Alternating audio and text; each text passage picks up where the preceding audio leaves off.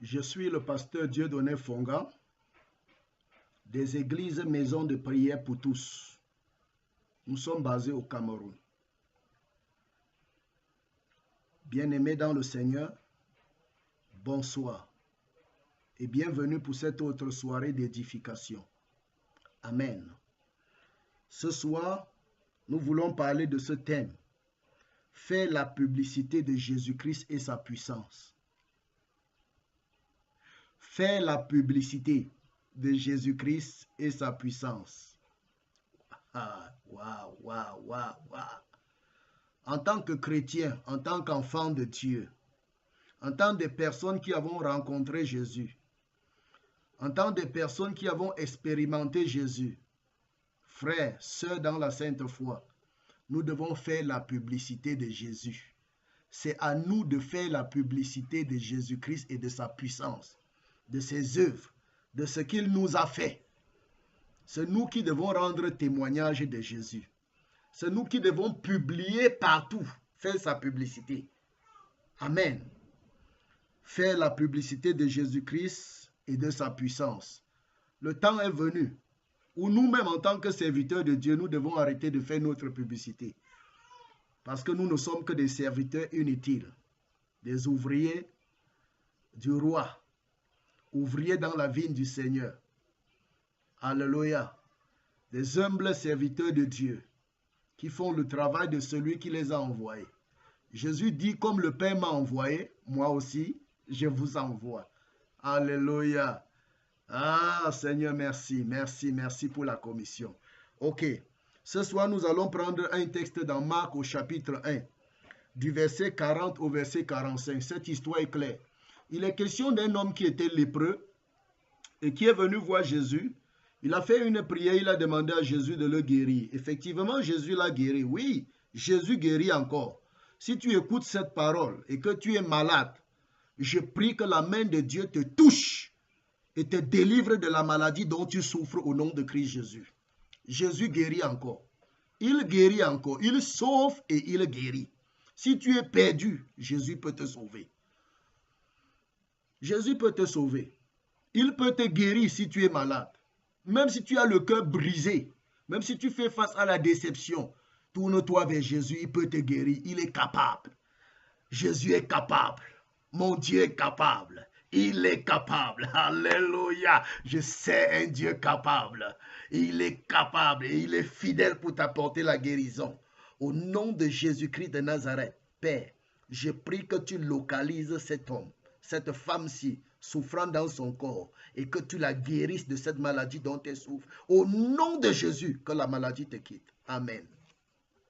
Waouh. Cet homme est venu voir Jésus avec sa lèpre et Jésus l'a guéri. Et quand Jésus l'a guéri, Jésus lui a fait une recommandation. Jésus lui demande d'aller se présenter au souverain au sacrificateur, d'aller se montrer au sacrificateur et d'offrir la purification selon la loi. On ne continue pas là, entre parenthèses. Ça ne nous intéresse pas. Mais il y a un passage au verset 44, Jésus lui donne une recommandation formelle. Il lui dit, garde-toi de rien dire à personne. Garde-toi de rien dire à personne. Mais la Bible nous dit au verset 45, mais cet homme s'en étant allé se mit à publier. Waouh! Il se mit à publier hautement la chose et la divulguer, de sorte que Jésus ne pouvait plus entrer publiquement dans la ville et il se tenait dehors dans les lieux déserts et l'on venait à lui de toutes parts. Alléluia. Fais la publicité de Jésus pour attirer les gens à Jésus. Tu fais ta publicité, tu vas attirer les gens à toi. Fais la publicité de Jésus, tu attires les gens à Jésus. Tu fais la publicité des gens à Jésus. La publicité de Jésus aux gens, les gens viendront à Jésus. Si tu fais ta publicité, les gens viendront à toi. Ok. Si tu es un serviteur de Dieu, si tu es quelqu'un qui annonce l'évangile, tu es quelqu'un qui prêche l'évangile, qui fait la publicité, et tu écoutes ceci, réfléchis bien. Tu fais la publicité de qui? Si tu fais la publicité de ton église, les gens viendront dans ton église. Si tu fais la publicité de toi-même, les gens viendront pour toi-même. Si tu fais la publicité de Jésus, les gens viendront pour Jésus. Tu fais la publicité de qui? Moi, j'ai choisi de faire la publicité de Jésus seul. C'est lui mon Seigneur, c'est lui mon Sauveur, c'est lui qui m'a sauvé. Je ne suis rien sans lui. Il est ma raison de vivre. C'est lui qui me donne la joie. Mon cœur est rempli de joie. Mon cœur est rempli de joie. Oh, pour avoir été sauvé. Alléluia. Alléluia. Cet homme, on lui dit, ne dis rien. Il dit, ça c'est pour vous. Ce que tu m'as fait, ce que j'ai vu, ce que j'ai expérimenté, je ne peux pas me taire. La Bible dit que le monsieur n'a pas réussi à fermer sa bouche. Il est allé dans la ville et il a publié. Quand on parle de publier, c'est qu'il a rendu la chose publique. Il a annoncé officiellement et à haute voix ce qui s'était passé avec lui. Il a dit à tout le monde qui pouvait l'entendre qu'il a rencontré Jésus. Il a dit à tout le monde qui pouvait l'entendre qu'il était malade de la lèpre. Il a rencontré Jésus et Jésus l'a guéri. Il a dit à tout le monde qui était malade, tout le monde qui était dans la ville, que lui, il était malade et il a rencontré un homme qui l'a guéri et on l'appelle Jésus. Il a fait la publicité de Jésus et il a rendu public la manifestation de la puissance de Jésus. Ce que Jésus a fait dans sa vie, il a publié. Et l'autre chose, on dit qu'il a publié, il a divulgué. Voilà deux mots synonymes. Publier veut dire divulguer, divulguer veut dire publier. Mais seulement que dans publier, tu as la liberté de parler.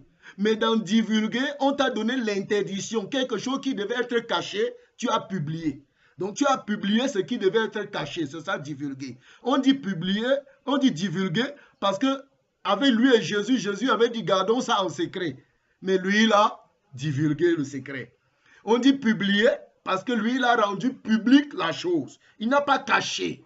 Et il n'est pas allé se présenter. Il allait présenter Jésus. Il allait présenter la puissance de Jésus. Il allait présenter ce que Jésus a fait dans sa vie. Alléluia. Nous, en tant que chrétiens, c'est comme ça que nous devons nous comporter. Nous devons publier Jésus. Nous devons publier Jésus. Nous devons publier sa puissance. À moins que tu ne l'aies pas rencontré, tais-toi. À moins que tu ne l'as pas expérimenté, tais-toi. Si tu as rencontré Jésus, si Jésus t'a sauvé, va dire. Va dire à la télévision, va dire à la radio, va dire à Internet. Va publier partout. Dis dans les carrefours, dans les rues, chez les voisins. Crie partout. À qui veut entendre et qui ne veut pas entendre. Dis ce que Jésus a fait pour toi. Dis sa puissance. Dis ses capacités. Révèle son pouvoir au monde. Parle de lui au monde. Si tu es sauvé, dis qu'il t'a sauvé. S'il t'a guéri, dis qu'il t'a guéri. S'il t'a délivré, dis qu'il t'a délivré des démons. Oui, oui. Dans Marc au chapitre 5, verset 18 à 20, il y a un homme là-bas qui était possédé des démons. Possédé des démons. Alors quand Jésus est arrivé, qu'est-ce qui s'est passé? Jésus a délivré cet homme des démons. Et quand Jésus a délivré cet homme des démons dans Marc au chapitre 5, qu'est-ce qui s'est passé? La Bible dit, dans Marc au chapitre 5, quand Jésus a délivré, la Bible dit, comme il est monté dans la barque, celui qui avait été démoniaque lui demanda la permission de rester avec lui, Jésus. Mais la Bible dit, Jésus ne le lui permit pas, mais il lui dit, va dans ta maison. Est-ce que les gens de ta maison savent que tu es chrétien? Est-ce que les gens de ta maison savent que ce que Jésus a fait dans ta vie? Est-ce qu'ils savent même que tu as rencontré Jésus? Il lui dit, va dans ta maison, va vers les tiens et raconte, et publie, et raconte. Et raconte-leur tout ce que le Seigneur t'a fait. Et on dit qu'il s'en alla. Cet homme a obéi. Waouh! Il s'en alla. Et s'est mis à publier encore. Le mot publier. Faisons la publicité de Jésus. Alléluia. Publions Jésus. Publions ce qu'il a fait. Révélons au monde qui il est. Parlons de Jésus aux gens. Dans notre maison, parlons de Jésus. Parle de Jésus. Ne te tais pas. Ne te tais pas. Tu pars à l'église. Ton père ne sait pas que tu pars à l'église. Tu es chrétien, tu te caches. Tes amis ne savent pas que tu es chrétien. Tes collègues de service ne savent pas que tu as rencontré Jésus. Quel crime! Quel crime! Répands-toi. Parle de Jésus. Fais la publicité. Dans ton village, on ne sait pas que tu as rencontré Jésus. On ne sait pas que tu es né de nouveau. On ne sait pas que Jésus t'a sauvé. On ne sait pas qu'il a racheté ton âme. On ne sait pas qu'il est mort pour toi. Parle de Jésus. Parle de Jésus. On dit qu'il alla et s'est mis à publier dans toute la Décapole. Décapole, c'est 10 villes. Cet homme seul a publié dans 10 villes. Il a annoncé l'évangile dans 10 villes. Il a fait la publicité de Jésus dans 10 villes. La Décapole. Il disait tout ce que Jésus a fait pour lui. Qu'est-ce que Jésus a fait pour toi? Est-ce que Jésus ne t'a pas sauvé et t'a donné un nouveau nom? Est-ce que Jésus ne t'a pas sauvé et a fait de toi son enfant? Est-ce que Jésus ne t'a pas délivré de la puissance des ténèbres, de Satan? Est-ce que Jésus ne t'a pas guéri? Est-ce que Jésus ne t'a pas délivré des démons? Est-ce que Jésus n'a pas changé ta vie? Qu'est-ce que Jésus a fait dans ta vie? Pourquoi tu ne peux pas dire? Va dire, va publier, va raconter, va faire la publicité de Jésus. Et on dit que tous furent dans l'étonnement. Comment les gens seront dans l'étonnement quand ils n'entendront pas parler? Va parler, ne te tais pas. Alléluia. Faisons la publicité de Jésus. Je termine avec le livre de Jean chapitre 4 versets 27 à 30. Il est question là-bas d'une femme que Jésus a rencontrée au puits. Et puis Jésus s'est révélé à cette femme. La Bible dit que cette femme, 27 à 30, est allée dans la ville. Et elle a dit à tout le monde, venez voir un homme qui m'a dit tout ce que j'ai fait. Frère, qu'est-ce que tu as fait? Quand tu as rencontré Jésus, il ne t'a pas dit tout le mal que tu as commis? Oui, peut-être il ne t'a pas dit. C'est pourquoi plusieurs personnes disent qu'ils ont rencontré Jésus. Ils ne confessent pas les péchés. Tu ne peux pas rencontrer Jésus, tu continues à marcher avec le péché. Tu continues à être ami du mal. Cette femme a rencontré Jésus, elle a abandonné la prostitution. Et elle allait dire, venez voir un homme qui m'a dit tout ce que j'ai fait. Et elle a abandonné. Elle s'est convertie. Oui, tout ce que j'ai fait. Venez voir cet homme-là. Va aussi, toi. Va dire dans la ville. Va dire dans ta famille. Va dire dans ton voisinage, partout. Dis-le. Venez voir un homme. Ne dites pas venez voir mon pasteur. Ne dites pas venez me voir. Ne dites pas venez voir notre église. Dieu n'a qu'à rien à foutre avec ça. Dis-lui, venez voir un homme, Jésus, qui m'a dit tout ce que j'ai fait. Elle a rencontré Jésus, il a mis sa vie à nu. Il a mené à la repentance et à la conversion au salut de son âme. Elle est allée dans la ville, elle a raconté, s'est mise à crier, elle a fait la publicité de Jésus et a démontré sa puissance prophétique. Ce que Jésus a dévoilé dans sa vie. Frère, la puissance prophétique de Jésus n'était pas pour amener les gens simplement dans la joie. Quand Jésus prophétisait, il a prophétisé dans la vie de cette femme. Il a dévoilé son péché. Il a dit toutes ces choses qui étaient cachées. Mais il y avait un but, l'amener à la repentance. Quand toi tu prophétises, c'est pour amener les gens à quoi? À te glorifier. À te lever au-dessus des gens comme des papes. Arrêtez ça. Arrêtez ça. Si le but de ta prophétie n'est pas de ramener les gens à Christ, de ramener les gens à la repentance, je dis c'est diabolique. Je pèse mes mots et je suis responsable. C'est diabolique. C'est diabolique. Tu connais l'acte de naissance de quelqu'un. Après quoi? Après quoi? Tu connais qu'il a 7 frères. Après quoi? Tu connais qu'il a 3 maris. Après quoi? Si ça ne l'amène pas à la repentance, je dis encore et je le répète, c'est diabolique. La puissance, les miracles, les œuvres de Christ doivent amener à la repentance, à la conversion. La prophétie, la démonstration de puissance de Christ doivent ramener à la repentance. La puissance que tu démontres n'est pas ta puissance, c'est la puissance de Christ. Elle dit, venez voir un homme qui m'a dit tout ce que j'ai fait. C'est cet homme-là qui m'a dit, cet homme Jésus, on l'appelle Jésus, le Messie. Venez le voir. Elle amène les gens vers Jésus. Elle amène les gens vers Jésus. Elle n'amène pas les gens vers l'église. Elle n'amène pas les gens vers le pasteur. Elle n'amène pas les gens vers les dénominations. Arrêtons la sorcellerie. Elle amène les gens vers Jésus, celui le sauveur, celui qui est mort sur la croix pour toi, celui qui est mort sur la croix pour nous. Arrêtons la sorcellerie dans les églises. Arrêtons. Je dis arrêtez, arrêtez, arrêtez-moi ça. Arrêtez. Arrêtez. Il est temps de dire la vérité.